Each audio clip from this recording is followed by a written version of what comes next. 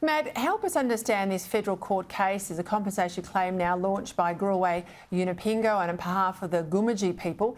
This is over a decision back in 1968 or something to build a mine in their country in Arnhem Land.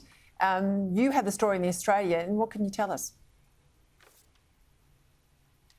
Look, it's quite a complicated story and it involves some quite complicated constitutional law, Peter, but just to try to boil it down, I mean, if you think of the Australian film The Castle that people know so well, in that case, Darryl Kerrigan argued that the government, the Commonwealth, wasn't acting on just terms when they were going to build that runway in his backyard. Well, that's essentially what Gove Yunupingu is arguing here. He's saying that the Commonwealth didn't act on just terms when it compulsorily acquired his land on the Gove Peninsula to allow Nabalco at the time to build a bauxite mine. Now, there's some complicated native title law involved in this as well. But just to put some context around this case, Peter, yesterday we heard during this federal court hearing how big the ramifications of this case could be. Now, counsel for the Commonwealth actually said that if this case is successful, it could actually affect every decision made by the Crown when it comes to land in the Northern Territory between 1911 and 1978. That if it is deemed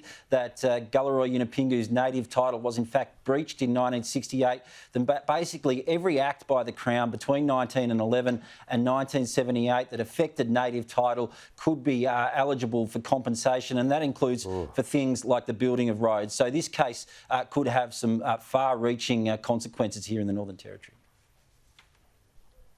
Well, we're going to rely on you keeping us across it.